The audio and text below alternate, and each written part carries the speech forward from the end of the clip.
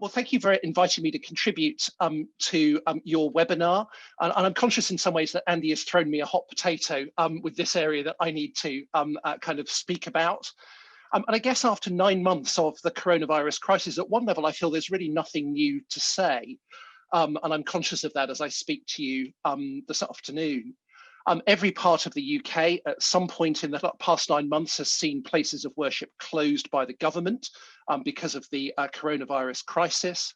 That's been true in England, in Wales, even Northern Ireland, and now in Scotland. And often those closures haven't occurred at the same time. So churches in some parts of the nation have been open, whereas in other parts of the nation, they've been closed. So at one level, we've had to deal with this kind of challenge before. It's just that this time around, it's Scotland where the churches have been ordered to close, whereas in other parts of the nation, churches have been able to remain open. I guess it's natural for us all to feel, and we feel this not just about churches, but the wider lockdown, a large measure of frustration. I suspect that for many of us, our plans have been undermined. As leaders of churches, we feel increasingly impotent and perhaps ineffective. We are concerned that we can't care for and serve the people in our churches and our communities as we'd wish. And at root, I think we have to be honest that many of us simply don't like being told what to do. We would prefer to make judgments and decisions for ourselves.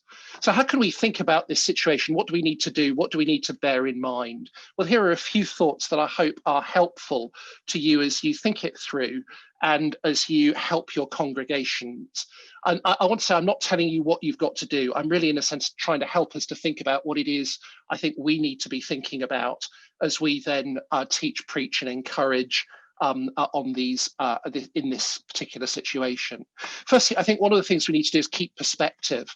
I do think perspective is crucial at this particular time. It seems to me that we are indisputably in the midst of a national crisis over COVID at the moment. That's partly a result of the fact that it's winter, where things were always going to be worse. It's partly a result of this new variant that's emerged.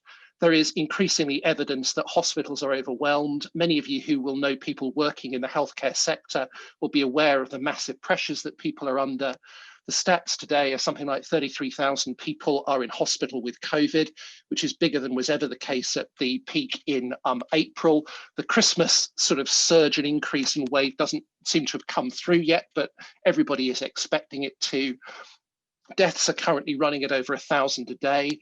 And I think for many people, they are being touched by the death of relatives and acquaintances in a way that hasn't been the case for some time. I think about myself, and I think over the last couple of months, we've seen at least 3 people that we know who have died of COVID. And it's come home to people in a way that I think that they weren't aware of in quite that same way. At the same time, vaccines are beginning to be rolled out, which seem to offer a way out for the future. So I think the perspective we need to keep is that government is facing difficult decisions. I don't think that what's happening and what government is doing is tyranny. I think really this is an expression of democracy. The decisions are being made by our democratically elected governments. Sort of Parliament voted by a massive majority in Westminster to impose the latest national lockdown in England. My guess is the Scottish Parliament hugely supports the decisions that have been taken by the Scottish First Minister. And all the evidence is that there's widespread public support for the decisions that have been taken. So this is not some tyrannical imposition. This is actually an outworking of democracy with governments attempting to deal with a very, very difficult situation. In many of our churches, I suspect congregation members are fearful and need support. And I think that's going to be the case over the next few months. I said before Christmas, I say now, I think this is going to be a very dark and difficult period until March for churches and our people. And many of our churches have been operating with severe limitations for some period of time. Limited numbers. My guess is that the majority of your work and ministry has been done online, and that even when churches have been able to gather together for a long period of time, it's been nothing like church as we would like church to be and as we remember church being. So let's keep that perspective of the broader picture. Secondly, I think we need to be clear on what our principles are. How we respond to the latest government lockdown, the whole situation, I think needs to be governed by principle and not just by knee-jerk reaction. And I think this whole situation causes us to think through our ecclesiology and our understanding of church and state relationships. And I think many of the disagreements and differences between evangelicals as to how they respond are at root differences over principles, and it helps to be able to understand that. There are a variety of different views that people are taking at the moment. Some take the view that government has no right to close churches, whether that is a constitutional view or a theological view. In essence, the conviction is that there is no authority on the part of the state to order places of worship to shut, that is contrary to the law of God, and that it is the duty of Christians to gather together physically to worship God, that any other form of gathering or meeting is inadequate, and that therefore it's a failure of Christian duty to gather together. Others take the view that government has no reason to close churches at this time. That's not so much a matter of theological principle, it's more a pragmatic question of prudential policy judgment. At its most extreme, there are those who think COVID is a hoax or nothing worse than seasonal flu. But for those who take that view, generally they'll think that lockdowns are ineffective or unnecessary, or that the costs of lockdowns outweigh the benefits. So in a sense, it's a view that says simply government is wrong to make this policy decision. Often those who hold that view might take a view that churches should be an exception to more general lockdowns, maybe because churches serve the communities, or because of the importance of worship and witness to God. Then, of course, there's another group that will take the view that actually it's reasonable at this point for churches to be closed by government. They see that as a reasonable policy decision, as a way of reducing risk to others, of helping manage the crisis we find ourselves in, because gatherings of all kinds are more likely to spread infections. And then lastly, maybe you might say there's a fourth category of people who believe that God requires us to submit to the government's decision, even if we think that decision is wrong and we'd have made a different call. So they might think that lockdown is not the best answer, but it is a call that government has made, and it's not contrary to sort of obedience to Christ, and that therefore we should submit even if we disagree, so that submitting is not sort of necessarily the same as supporting the government's decision. And I think we find those four principled positions across the evangelical community. And my experience has been over the months and in these last few days that basically at this stage of the crises, people are very unwilling to change their minds if those are the principles that they hold. That's partly because they're strongly held convictions. It's partly because they've already invested too much in what they've argued up to this point.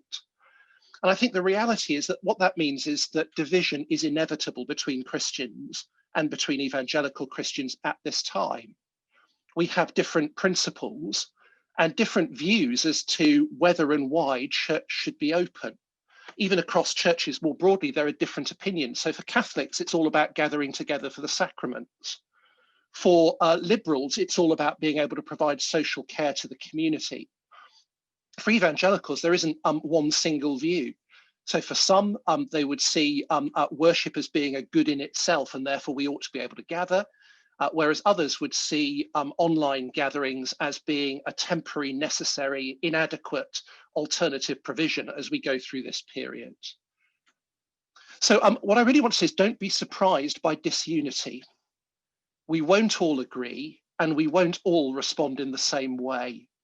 It seems to me helpful in those circumstances, therefore, to try to understand why others don't agree and don't take the same response.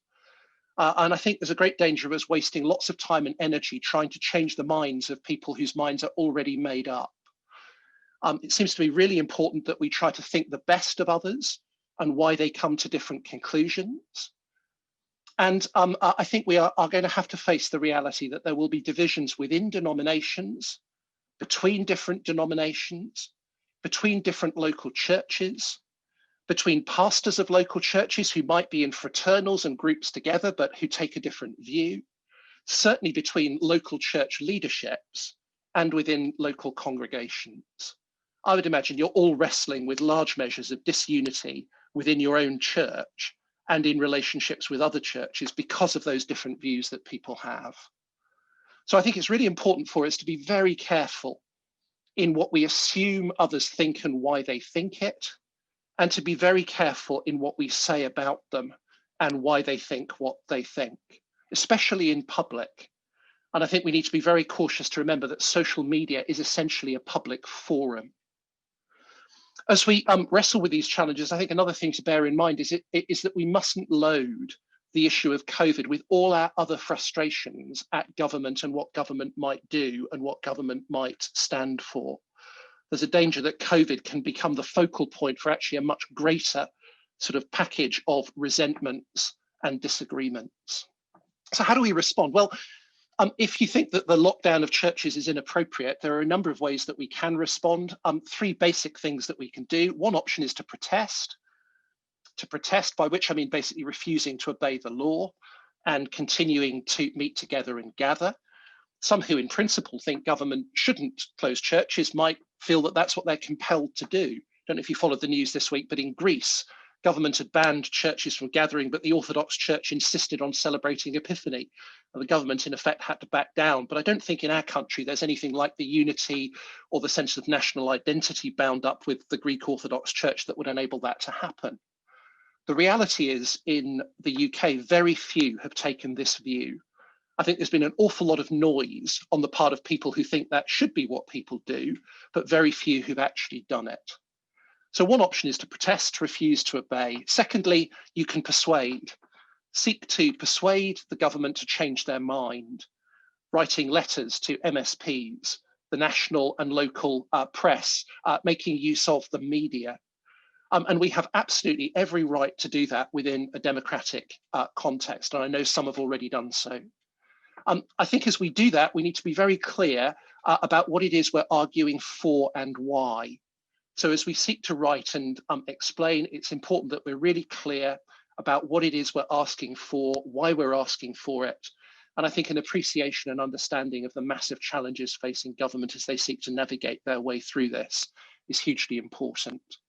And as we write, it's worth bearing in mind, is our aim to change minds or simply to make a point? So we have to remember that in the main, we're engaging with secular people who think in very different ways. Is the goal of persuading to seek to persuade secular people, or is it to make a point about what we think is the importance of church to us? A third thing you can do is to petition, by which I mean here take action in the courts through judicial review. We have the right to do that, again, in a democratic society. There are those who will argue that the current lockdown is an infringement of our human rights, the enshrined freedom to right to freedom of religion. And I think it's perfectly legitimate for those who believe that that's the case to seek redress. Having said that, over 9 months, there's no case in the UK that has yet been won on those grounds. I think from my perspective, my view would be that in this particular context of this crisis, the fact that a vaccine is being rolled out, I think the government will have a strong case to make that for public health reasons, they've sought to close churches at this time. But it's an argument that can legitimately be made, and there may be those who want to support that. So those are three ways that we can respond. And in a way, your principals will have to work out which of those you think is appropriate or legitimate. But finally, I think I want to say, as we navigate these challenges, we must make sure that we don't lose sight of our priorities. There's a danger that we can be so focused on this situation of lockdown, decision to close churches, that we kind of, in a sense, lose sight of what are our fundamental priorities. And I'd want to say there are four of those that are key to bear in mind. Firstly, pastoring our people. We need to care for our people in every way we can within the limitations. Our people are going to be struggling. Our primary job is to care for them, to look after the sheep, to seek the lost sheep. I think pastoring our people in every way we can, the online meetings, the kind of the personal contact, the phone calls, the Zoom calls, visits to those who are in need, the support groups. Let's make sure that we don't lose sight of that. Secondly, of course, preaching the gospel. We want to reach out to our communities with the good news and the hope of the gospel. And the reality is, when we are able to meet, how many of the people out there in our communities come to church? Well, maybe some, but there are ways in which we can reach our communities in these times that may be a unique opportunity. Let's make the most of those opportunities and not lose sight of that. Thirdly, preserving peace. Preserving peace. I do think that we're going to have to work really hard to maintain the unity of the church and unity with other churches. It falls on us to, I think, make every effort to preserve the unity of the spirit and the bond of peace. As I said, there will be division. There's probably division in your church. And that sometimes means as leaders, you don't do what you want, but you do what best serves the body as a whole. So working to preserve peace. And then lastly, our public witness. I do think it's an important issue to bear in mind. How will others perceive us at this time? How will a watching world see the church? This is a real crisis. There are massive pressures on governments. There are huge costs to individuals and communities. Will the church during this time be seen as a genuine help with something to offer, or will the church be seen as a hindrance?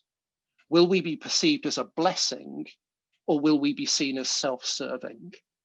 And I think that for churches, we do need to bear in mind that longer term view of what will our public witness be seen to be in these times. Now, as I said, I'm not telling anybody what they should do. I think because we've got different principles, there can be a range of right options. Whatever we do, please do it in the right way that most commends the gospel. Be particularly careful in the language that you use. Be particularly cautious about the way you characterize others who might take a different view. I hope those are helpful thoughts just to bear in mind as you work this through. So thank you, Andy, for asking me. Thank you, everybody, for listening.